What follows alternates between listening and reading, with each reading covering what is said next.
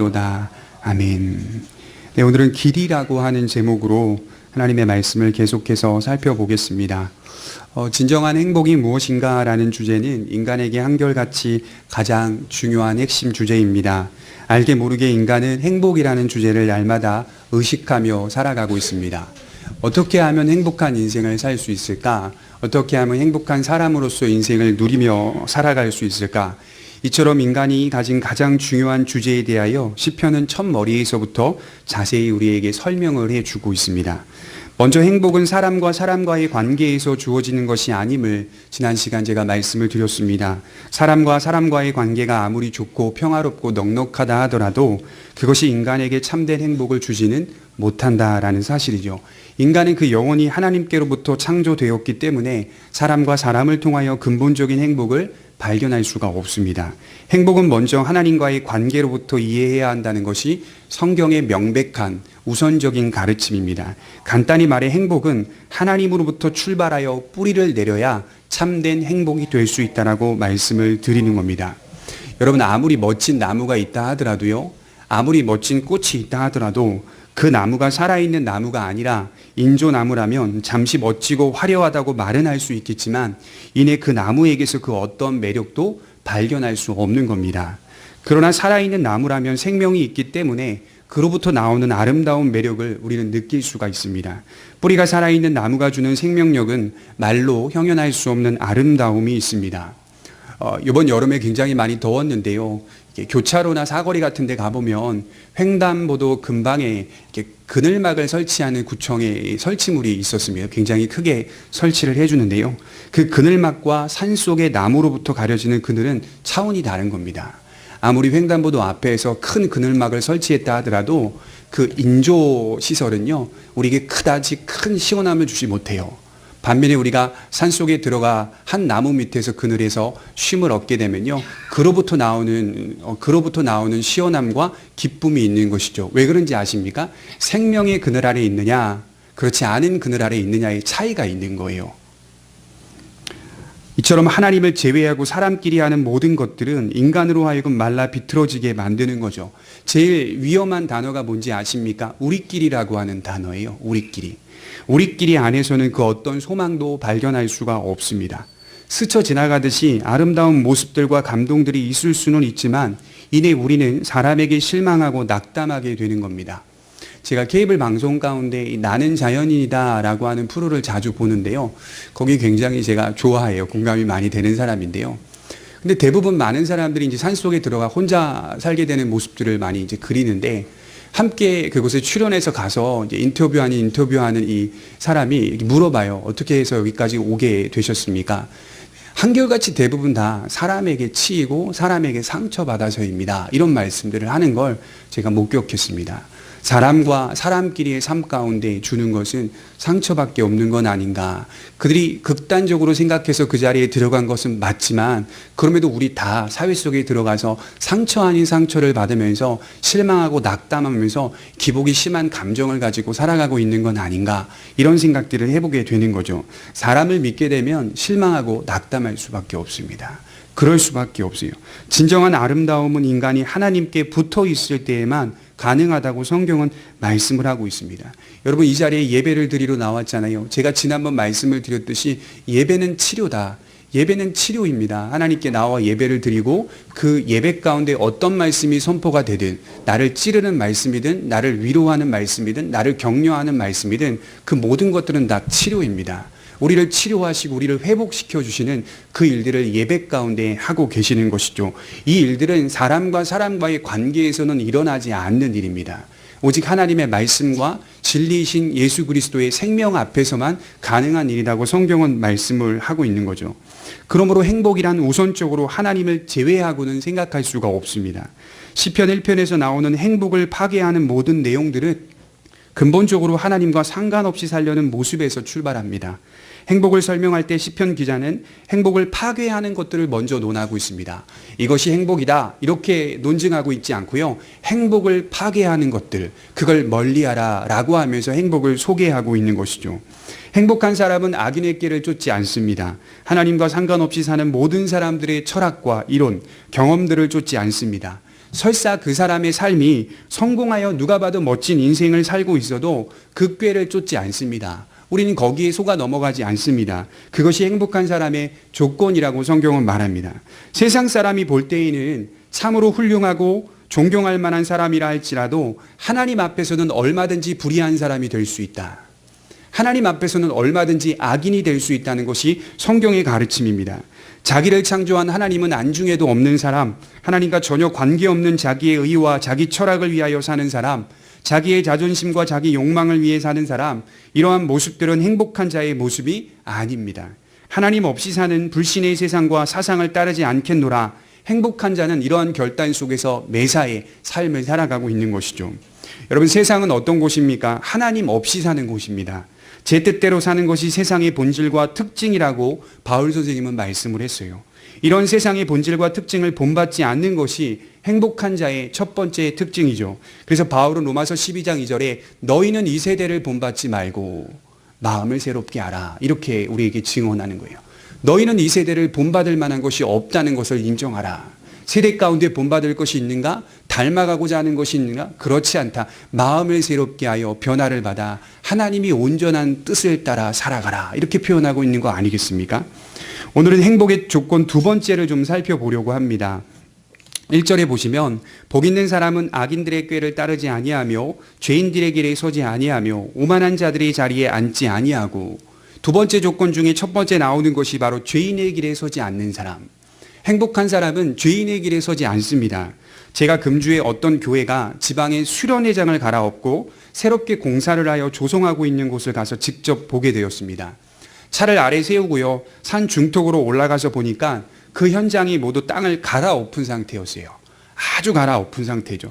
현장 안으로 들어갔는데 당황스러운 거예요. 길이 없어요. 그리고 제가 그때 이 정장을 입고 갔는데요, 구두를 신다 보니까 이 흙에 푹푹 다리가 빠지는 거예요. 길이 없는 거예요. 당황했습니다. 어디로 가야 할지 몰랐습니다. 어떤 곳은 너무 흙이 많아서요, 발목까지 들어가는 경우도 있었습니다. 그럼에도 불구하고요, 그 현장 안에서 일하시는 분들을 찾아보니까, 살펴보니까 나름대로 쉽게 이동을 하고 있는 거예요. 길은 없는데. 보아하니 왔다 갔다 밟았던 길들로, 자주 지나갔던 길들로 다니고 있는 걸 확인하게 된 겁니다. 자주 지나갔던 곳, 그 길이 된 거죠. 길이. 거기로 계속 움직이고 있는 겁니다. 여러분, 길은 어떻게 생겨나는 걸까요? 사람이 자주 다니고 많이 다니면 길이 되는 거예요. 사람이 자주 다니지 않는 곳은 길이 되지 않습니다. 길이라고 말하지 않아요. 더 자주 다닐수록 길이 굳혀지게 되는 겁니다. 얼마 전 히말라야 등반을 하러 갔던 등산대원들이 있는데 이 현지인을 포함하여 모두 변을 당하게 되었습니다.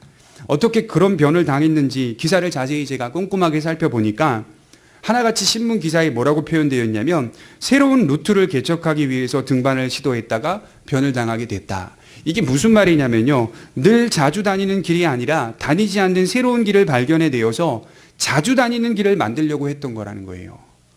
한 번도 사람들이 가보지도 않았던 그 장소, 거기 길이 아니었거든요. 근데 그걸 개척해가지고 길을 만들어 놓겠다, 루트를 만들어 놓겠다라고 하여 진행했던 그들의 발자취가 나중엔 변을 당하게 된 것이죠.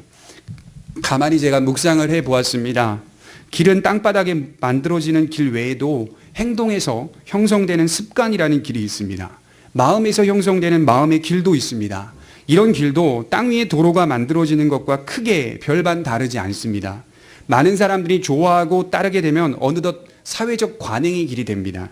다수가 옳다고 생각해서 받아들이면 사회적 규범의 길도 됩니다. 경우에 따라서 과거에는 없던 법들이 다수의 지지 때문에, 다수의 세력의 힘 때문에 법으로 규정되는 길도 있습니다.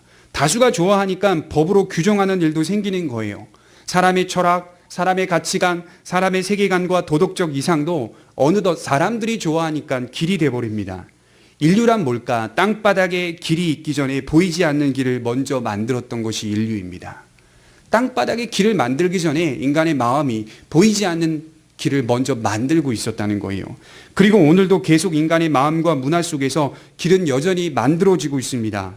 이처럼 땅 위에 있는 도로만이 길이 아니라 인간의 모든 삶 가운데 길은 만들어지고 역사 속에 굳혀져 왔어요. 인간이 만들어내는 길들을 자세히 보라. 지금 시편 기자가 그렇게 많은 거예요. 인간이 만들어내고 있는 길을 자세히 보라. 그 길은 어떤 길인가? 죄인들의 길이다. 이렇게 말씀을 하는 거예요. 인간이 만들어내는 모든 길들은 죄인의 길이라고 말합니다. 인간이 좋아하는 길들은 모두 하나같이 죄인의 길입니다. 창세기 6장 11절에 그때의 온 땅이 하나님 앞에 부패하여 포악함이 땅에 가득한지라. 노아의 홍수 전에 하나님께서 그 땅의 사람들을 소개하시는데 그 땅에 온 땅에 포악함이 가득하여 하나님 앞에 상달됐다, 이렇게 말씀을 하고 있는 거예요. 그때에도 여전히 수천 년 전에도 여전히 인간의 마음속에 길을 만들어 놨어요. 어떤 길입니까? 죄인들의 길이었다고 말씀을 하는 겁니다. 더 자주 다닙니다. 더욱 그 길로만 다닙니다. 더 많이 다니고 그 길을 너무 좋아합니다. 그러니 그 길이 굳혀질 수밖에 없습니다. 타락하고 부패한 우리가 만들어내는 길들을 보라. 여러분, 우리 주님께서 이렇게 말씀하셨어요. 좁은 문으로 들어가라. 멸망으로 인도하는 문은 크고 그 길이 넓어 그리로 들어가는 자가 많고 생명으로 인도하는 문은 좁고 길이 협착하여 찾는 자가 적음이라. 멸망으로 인도하는 문, 여기 영어로 보면 디스트럭션이라고 적혀 있는데요. 파괴하는 문, 이렇게 표현하고 있어요. 나중에 가다 보니 멸망이 된다, 이런 뜻도 되지만 그들의 삶 자체가, 과정 자체가 파괴하며 가는 길이다. 파괴하며 가는 길이다, 이렇게 예수님이 소개했어요. 그 길은 어떤 길입니까? 세상 사람들이 볼 때는 넓은 길이에요. 많은 사람들이 들어갈 수 있는 넓은 문이에요. 위험하지 않아요. 아름답고 화려해 보여요. 이게 요한계시록에 아주 자세히 설명되어 있는데요. 큰 음녀가 온갖 사치스러운 보석과 귀걸이와 모든 것들을 다 사치하면서 꾸미고 있어요. 그러나 그 음녀가 서 있는 장소는 광야라, 이렇게 표현해요. 광야. 거기는 살 수 없는 곳인데 거기서 아무리 사치해봤자 무슨 소용이 있겠어요? 그럼에도 그 음녀가 모든 걸 다 사치하고 모든 걸 꾸미고 광야에 서 있는 거예요. 예수 믿는 사람만 알아요. 그 광야는 살 수 있는 곳이 아니라는 걸 알아요. 세상 사람들은 그 음녀만 보고 거기는 화려한 곳이요, 아름다운 곳이요, 살만한 곳이요, 행복한 곳이라고 평가하고 있는 곳이죠. 그러나 거기는 광야다, 죽는 곳이다, 이렇게 말씀을 하고 있는 거예요. 예수님이 말씀하신 의도가 무엇입니까? 넓은 문으로 들어가지 말라는 거 아니겠어요? 좁은 문으로 가라, 좁은 길로 가라. 거기는 세상 사람들이 볼 때에는 위험한 길이라는 거예요. 흥미가 되지 않아요. 찾지도 않아요. 관심도 없어요. 그러나 그리스도인이 진정으로 가야 할 길은 그 길 아니냐, 거기가 생명의 길 아니냐, 이렇게 말씀을 하고 있는 것이죠. 길도 넓고 문도 넓습니다. 제일 중요한 것은 그리로 가는 사람들이 많아요. 군중심리, 사람들이 많이 그리로 몰려가면 우리도 그리로 다 가고 싶어 하는 거예요. 좋아하는 거예요. 무료로 드립니다. 공짜입니다. 저도 막 그리로 가는 거예요. 사람들이 다 가니까 일단 뛰고 보는 거예요. 햄버거를 이제 먹으러 갔는데 그날 해피밀이라고 해서 맥도날드에서 무료로 이렇게 주는 날이었어요. 아이만 있으면 달려가는 거예요. 뭐 좋은 차를 타고 왔든 좀 어렵게 살든 상관없이 가보니까 사람들이 줄이 정말 엄청나는 겁니다. 우리 먹을 수 있겠냐? 100명, 200명 선착순으로 받아서 해피밀 세트를 주는데요. 어떻게든 비집어가지고 그 세트 하나 받으려고 3,200원밖에 안 되는 건데요. 그거 받으려고 받아왔어요. 우린 다 그걸 좋아해요. 사람들이 거기 몰려가고 거기 좋아하면 다 그거 따라가는 겁니다. 조심하라는 겁니다. 예수님이. 그 길이 아니다, 좁은 길이고 사람들이 찾지 않는 길이다 라고 하는 부분을 우리에게 말씀을 하고 있는 겁니다. 행복한 사람은 어느 길에 섰는가? 지금 나는 지금 어디에 서서 이 길을 걸어가고 있는가? 돌아볼 필요가 있는 거 아니겠습니까? 더 나아가 여러분, 길은 왜 만드는 겁니까? 길은 목적지를 포함하고 있기 때문에 길입니다. 길 자체가 길이 될 수 있는 것은 목적지, 도착지를 포함하고 있기 때문에 길이 되는 거예요. 걷는 사람이 아무 생각 없이 배회하기도 하지만, 그런 경우도 있긴 하지만 길은 근본적으로 목적지를 가지고 있습니다. 어떤 목적지에 이르기 위해서 그 길을 다니는 겁니다. 따라서 어떤 길에 선다, 내가 어떤 길에 선다 라고 하는 표현은 결국 목적지를 정한다는 말과 맥을 같이 하는 것입니다. 지금 시편에서 말하는 길은 단순히 발로 걸어다니는 길을 말하려는 게 아닙니다. 마음과 행동으로 따라가야 할 길, 내 인생이 그 길을 정했다, 그 길을 목표로 하였다, 나는 그 길로만 가겠다는 선택이요, 결정을 말하는 겁니다. 성경에서 믿음을 표현하는 방식 중에 여러 가지 방식이 있는데요. 대표적인 특징이 뭐냐면 믿음은 정하는 것이다, 이렇게 표현할 수 있죠. 믿음은 결정하는 것이고 선택하는 것이다. 마음과 행동으로 따라가겠다는 정함과 선택이 있어야 믿음인 겁니다. 참으로 행복한 사람은 이러한 결정을 한 자, 이러한 선택을 한 자라고 말씀을 하고 있는 겁니다. 삶의 목적지를 분명히 정하고 목표를 향하여 달려가는 자가 바른 그리스도인의 모습이라는 거죠. 우리 시편 57편 7절을 한번 찾아보겠습니다. 시편 57편 7절입니다.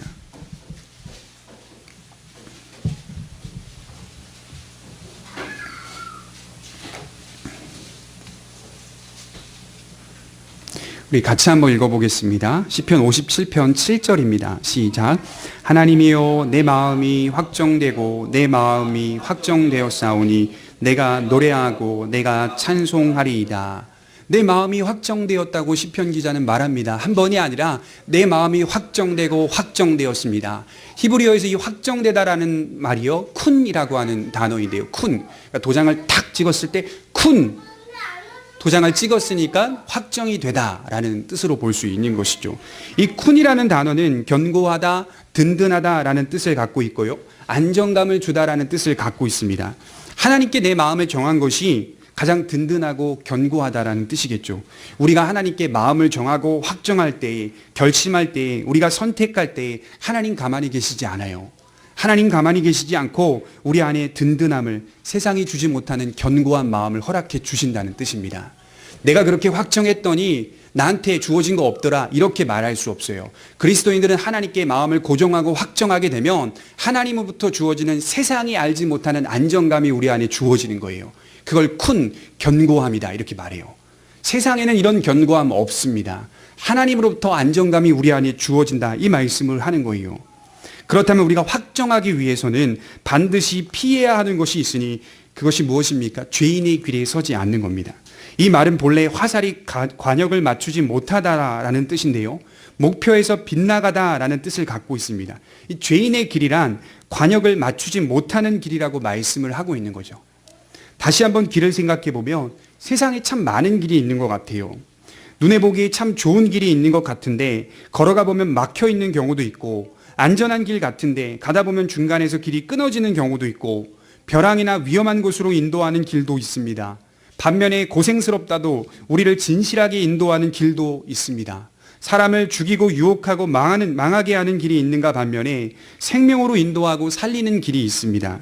죄인의 길이란 엉뚱한 곳으로 인도하는 길, 비껴나게 인도하는 길을 가지 않겠다. 거기로 가지 않겠다. 저주와 죽음과 멸망으로 인도하는 그런 길에 들어서지 않겠다라는 각오가 있어야 합니다.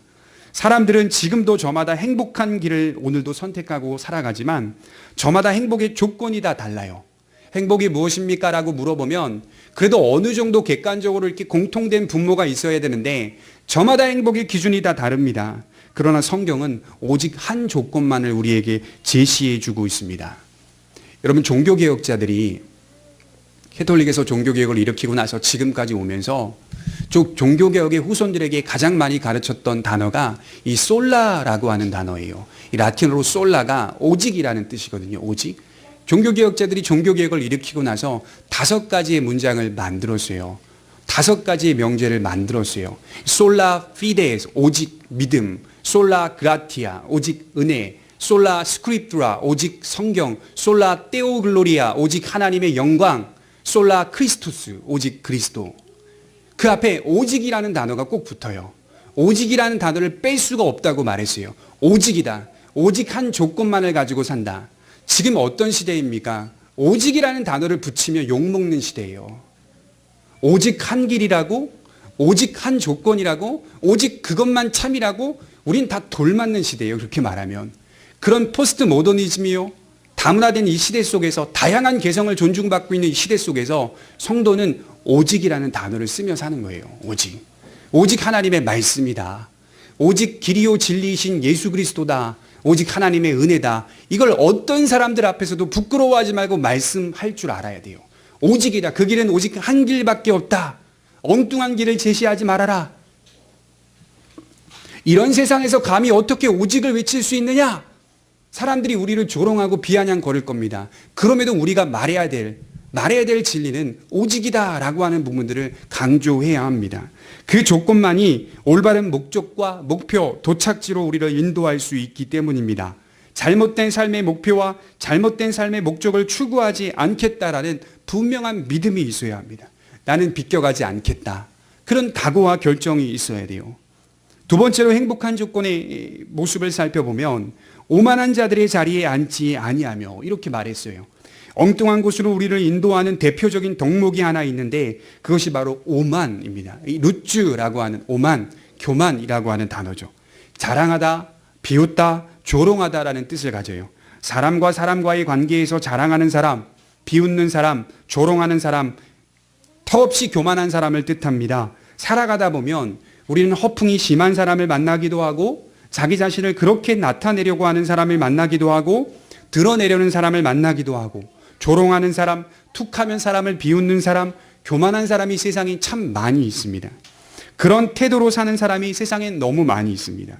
특별히 여러분 대형화된 교회 속에는요 이러한 사람이 많이 섞여 있어요. 그래도 작은 교회는 이게 좀 드물긴 하지만 대형화된 교회에서는 하나님의 말씀과 신앙의 지도를 직접적으로 받기가 어렵기 때문에요. 나는 신앙이 좋다. 겉으로는 굉장히 아무런 문제 없는 것 하지만 나는 신앙이 좋고 나는 괜찮다라고 말하며 신앙생활하는 사람들이 상당히 많이 있습니다. 자랑하고 비웃고 조롱하는 사람, 단지 겉으로만 그런 사람을 말하는 게 아니라 겸손한 것 같으면서 그 속에는 온갖 자랑과 조롱이 가득한 사람도 있습니다. 그러나 여기서 주의해야 할 것은 성경은 그 교만을 사람과 사람과의 관계에서 말하지 않습니다. 그냥 사람을 비웃고 사람을 조롱하는 그런 사람을 가지고 교만하다고 말하지 않아요. 우선적으로 성경은 교만을 사람과 사람과의 관계에서 출발하는 게 아니라 그가 표면적으로 그런 모습을 나타내는 이유는 하나님의 관계에서 어긋났기 때문에, 하나님과의 관계에서 빗나갔기 때문에, 비껴났기 때문에 그렇다. 거기서 성경은 출발합니다. 악인이나 죄인이라는 말은 항상 하나님과의 관계에서 이해해야 하는 말씀입니다. 하나님을 의식한다면 그가 그런 태도로 살 수 없습니다. 우리 다 연약해서요. 가끔씩 그런 모습으로 나타날 수는 있어요. 허풍이 심한 모습, 우리를 드러내려고 하는 모습. 그러나 여러분 그렇게 한번 나타내 보십시오. 그 다음 주에 금세 깨달아져요. 내가 잘못했고 내가 부족했구나, 연약했구나라는 사실을 금세 성령께서 알게 해주셔요. 그러니 우리가 계속해서 깨달아 변해가고 있는 것이죠. 그것이 살아있는 영혼의 특징입니다. 믿음을 깊이 한번 생각해 보다가 하나님께서 오늘 이번 주에 말씀을 읽다가 이 본문의 말씀을 깨닫게 해주셨어요. 우리 사도행전 8장을 한번 보겠습니다. 사도행전 8장 12절입니다.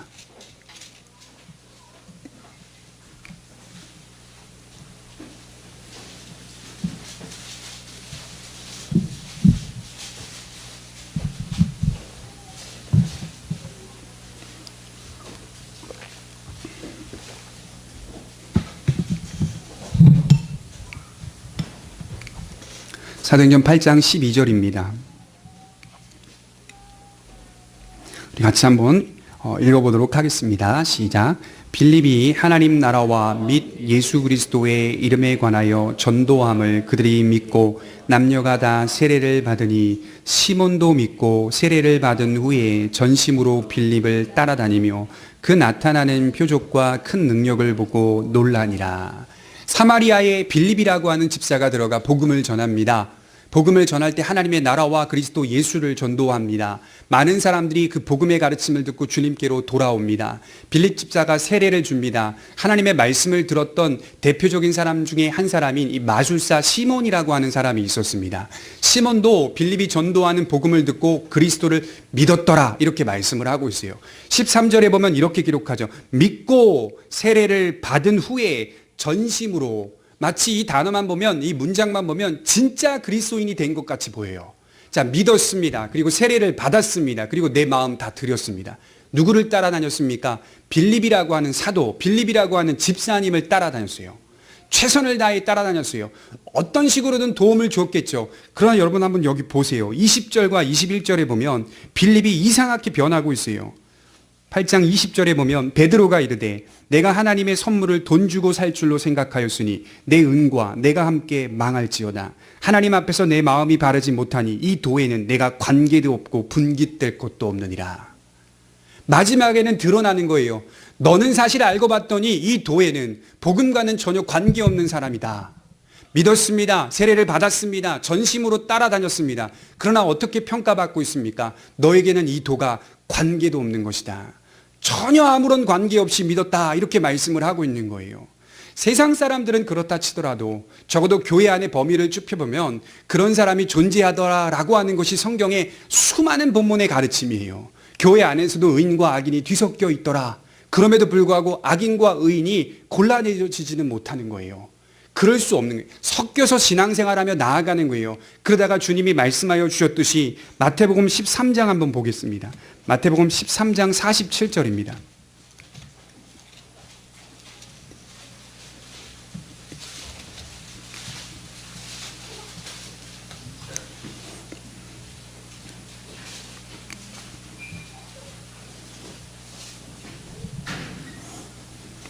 마태복음 13장 47절, 48절, 49절에 보면 천국을 이렇게 표현하고 있습니다. 또 천국은 마치 바다에 치고 각종 물고기를 모는 그물과 같으니 그물에 가득함에 물가로 끌어내고 앉아서 좋은 것을 그릇에 담고 못된 것은 내버리느니라. 세상 끝에도 이러하리라. 천사들이 와서 의인 중에서 악인을 갈라내요. 천국은 이런 곳이다. 하나님의 나라와 구원은 이런 곳이다. 하나님의 영생을 설명할 때 의인과 악인이 뒤섞여 있다는 걸 설명하고 마지막 때 세상 끝에 이걸 갈라내겠다라고 말씀을 하고 있는 것이죠. 두려운 마음을 가져야 합니다. 경각심이 주는 마음입니다. 나는 아니겠지라고 생각할 수 없는 거예요. 목사도 동일하게 들어와 있는 마음이에요. 두려운 마음으로 우리가 이 자리에 서서 예배하며 하나님을 따라가고 있습니다. 그러나 본질적으로 우리가 믿는 믿음의 본질이 무엇이냐? 어느 길에 섰느냐? 죄인의 길에 서 있으면서 예수 그리스도를 고백하고 있다? 그것이 바로 마술사 시몬의 길이었어요. 죄인의 길에 여전히 서 있고 그 길을 따라 추종하며 가고 있는데 거기서 나는 믿었고 나는 거기서 세례를 받았고 나는 전심으로 따라다녔다. 이렇게 말씀을 하고 있어요. 정말 그가 의인이고 생명의 사람이라면 의인의 길에 서야죠. 의인의 길에 있어서 거기서 믿고 세례를 받아 전심으로 주님을 따라다녀야죠. 시몬의 행태를 보십시오. 사람들이 성령을 받아 뒤집어지고 사람들이 성령을 받아 주께 돌아오니까 나도 그것 한번 해보고 싶어서 가진 모든 것 다 투자하여 성령을 돈으로 주려고 돈으로 주고 살려고 하고 있는 거예요. 돈으로 주고 성령을 살려고 하는 거예요. 그러니 베드로와 요한이 말하죠. 내 은과 함께 망할지어다. 이렇게 저주하고 있는 거예요.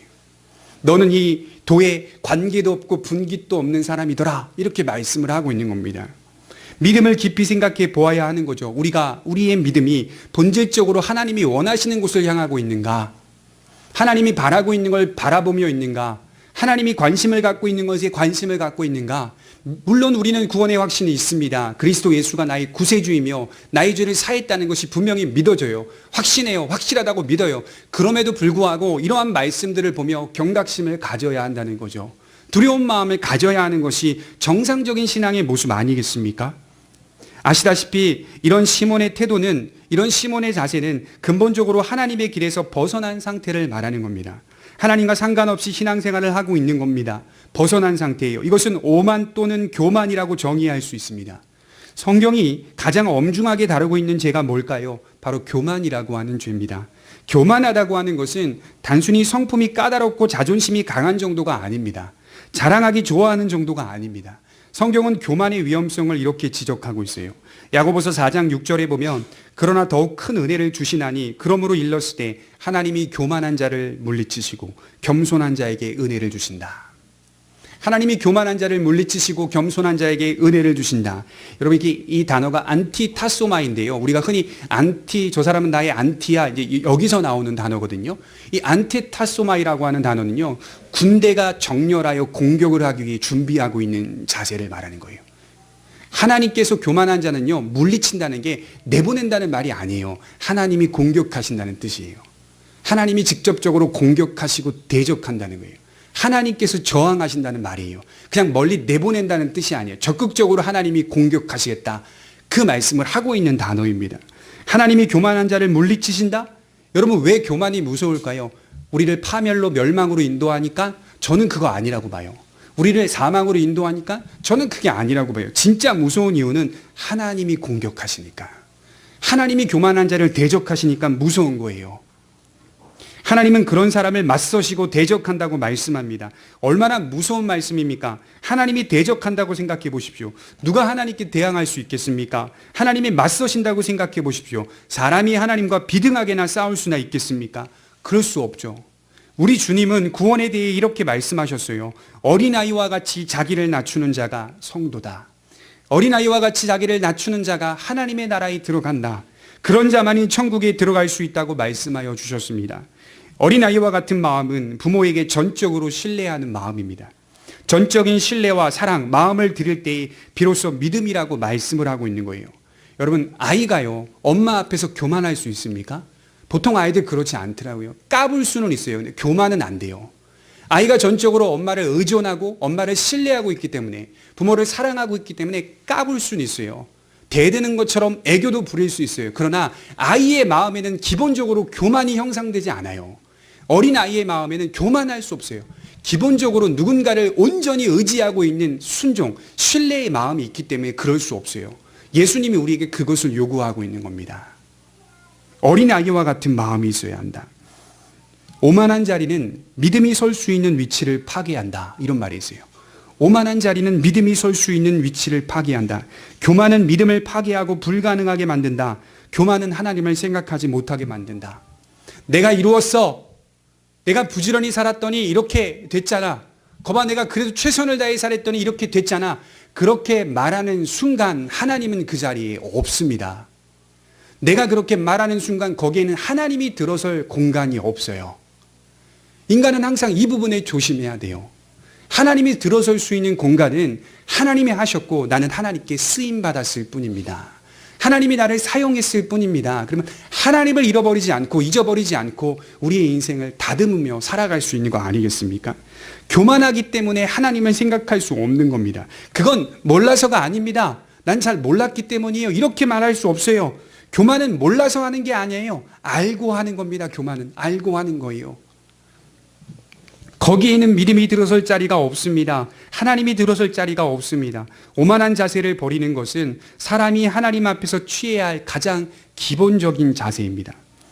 결론을 맺겠습니다. 악인의 꾀를 쫓지 않는 것, 죄인의 길을 서지 않는 것, 오만한 자들의 자리에 앉지 않는 것, 이러한 모든 것들이 행복한 사람의 특징입니다. 자, 이제 우리가 바른 길에 섰어요. 이 세 가지를 물리치고 바른 길에 섰습니다. 바른 목적지와 목표를 세웠습니다. 그러면 우리에게 무엇이 남아있을까요? 우리에게 무엇이 남아있을까요? 과정이 남아있습니다. 과정이. 그런 길에 섰습니다. 하나님을 믿습니다. 진실하게 서 있습니다. 그렇다면 여전히 남아있는 건 하나밖에 없어요. 과정이 남아있습니다. 올바른 길과 올바른 목적지는 이미 세워져 있습니다. 주님께서 이루신 길이기 때문에 우리가 싸워야 할 것은 과정입니다. 수많은 미혹을 받을 거예요. 우리가 그 길을 가는 내내 우리 주변에 우리를 사랑한다고 하는 사람들도 우리를 미혹하고 속일 겁니다. 우리의 신앙이 떨어질 때 꼭 유독 그때 우리의 신앙을 건드릴 겁니다. 여러 가지 미혹과 시험을 받을 겁니다. 거기서 감당하려는 과정이 있는가? 하나님이 그걸 봅니다. 결과를 보지 않아요. 신앙인들의 결과 안 보세요. 하나님은 과정을 보십니다. 결과는 주님이 세웠기 때문에 주님이 보시는 거예요. 과정을 보시는 거예요. 그 과정 속에는 다시 돌아가고 싶은 마음이 들 때도 있어요. 저도 마찬가지로, 여러분들도 마찬가지로 세상으로 돌아가고 싶은 마음이 들 때가 있어요. 넓고 보다 화려한 길로 가고 싶을 때가 있을 겁니다. 그러나 오히려 그 길이 위험한 길임을 잊지 마시고 과정을 살아내시기 바랍니다. 그 과정 속에서 진정한 행복을 발견할 수 있게 될 것입니다. 저에게 경험된 하나님은 가만히 지켜만 보고 계시는 분이 아니었어요. 잘했다 하였을 때 은혜를 주시는 분입니다. 이렇게 제가 요한계시록을 읽다 보니까 하나님의 진노를 이 땅에 쏟아 부으시는 분이시듯이 하나님은 항상 은혜를 이 땅에 쏟아 부으시는 분입니다. 진노를 이 땅에 내리시는 분이시듯이 하나님은 은혜를 오늘도 내려보내시는 분입니다. 어떨 때 우리가 과정을 살아낼 때 하나님의 말씀을 믿고 죄인의 길에 서지 않을 때 하나님이 우리에게 은혜를 베푸시는 거예요. 저와 여러분들이 과정을 살아갈 때 그 일들은 반드시 보여질 겁니다. 내가 한번 순종했으니까 이제 됐다. 이게 아니라요. 더욱 순종하고 싶은 은혜, 더욱 순종하고 싶은 마음을 하나님께서 우리 안에 넣어주시고 발견하게 하실 것입니다. 바울이 디모데에게 마지막 유언을 남길 때 이렇게 말했어요. 디모데전서 6장 11절에 오직 너 하나님의 사람아. 바울이 디모를 향해 이렇게 말했어요. 너 하나님의 사람아 이렇게 말하지 않고 오직, 바울도 역시 솔라라고 하는 단어를 썼어요. 오직 너 하나님의 사람아. 너는 누구의 것이냐? 너는 누구에게 소속되어 있느냐? 너는 누구의 손안에 있느냐? 하나님의 사람 아니냐? 라고 하는 부분들을 강조했어요. 그리고 그 다음에 이렇게 말하죠. 이것들을 피하라. 나오는 모든 내용들은 세상의 모든 것들을 피하라. 오직 너 하나님의 사람아. 이렇게 말씀을 하는 겁니다. 한 주간 다시 삶을 살아가실 때 여러분들이 누구십니까? 라고 물어보시면 오직 나 하나님의 사람 생각하시며 한 주를 보내시기를 바랍니다. 기도하도록 하겠습니다. 자비하신 하나님 아버지,